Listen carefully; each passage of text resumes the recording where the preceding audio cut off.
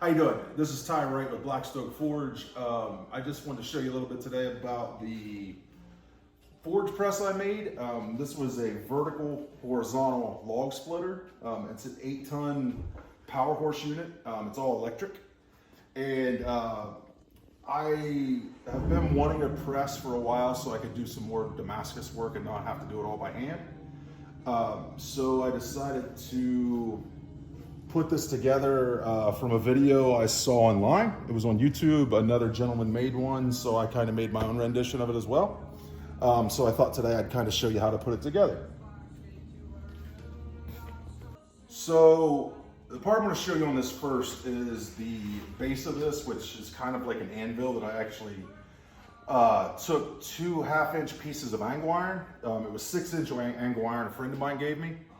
He just wanted to get it off his yard. So it kind of, basically what I did is I just took both pieces and made a square and then welded the sides. And believe me, I am not a welder by any means. I don't have the exact right equipment to do this, but it did stick together kind of pretty well.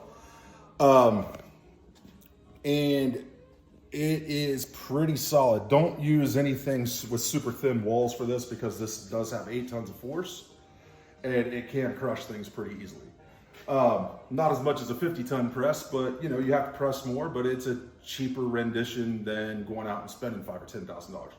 This log splitter itself was about $700, $750, something like that from, it was a tool store down in Cincinnati. You can Google Power Horse electric 8-ton log splitter and you can find it. Basically this system also has an interchangeable die system. So you can pull these dies in and out of here. This is where the actual wedge went in for the log splitter. And I cut it here. So I kept the actual neck of this where it screws into the shaft and the actual bolt. And I took a 3/4-inch piece of steel and welded little tiny pieces of angle iron on so this would slide in and out. This is a 1/2-inch piece of steel, which I used just to flatten metal. I also have jigs that I made that are actually fulling dies. This is a 1-inch piece. You can get 2-inch pieces, whatever you want. And that slides right in as well.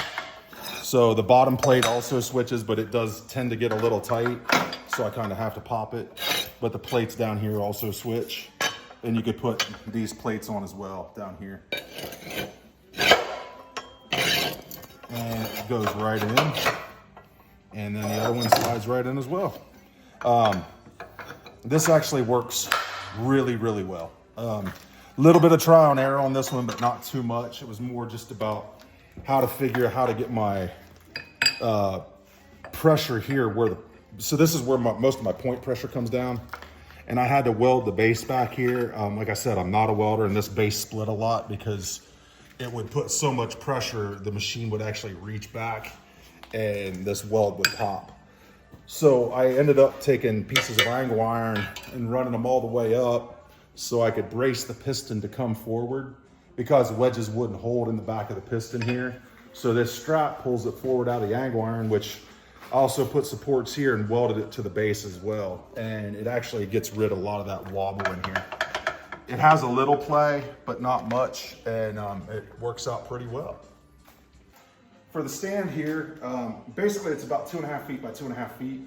I didn't need anything big. Again, I have a small forge, so I need things to be mobile so I can move them out of the way, move them where I need to gain access to when I'm actually forging metal. So it's, again, this is actually on elevating caster wheels, which you can buy off of Amazon for about $40 to $60, depending on what you want. Plywood I had laying around the house, 2x4s I had laying around the house, and I basically centered it so the shaft would be in the middle, so that's where most of the weight is. The electric motor and the base of this kind of even up, so that's why it's kind of offset.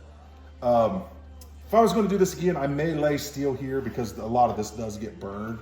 So maybe wrapping the top of that like a sheet metal wouldn't be a bad idea, but I didn't do that.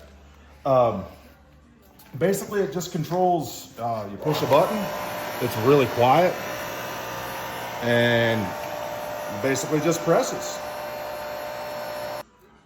So for about 800 bucks, I made a whole forging press. that I've done about 4 Damascus knives on so far, and it's worked wonders. Like I said, the welds do break from time to time, but that's just to be expected, and it's been a game changer out here in the forge. So hope this helps. Hope some of you take a little instruction from this and maybe build your own rendition.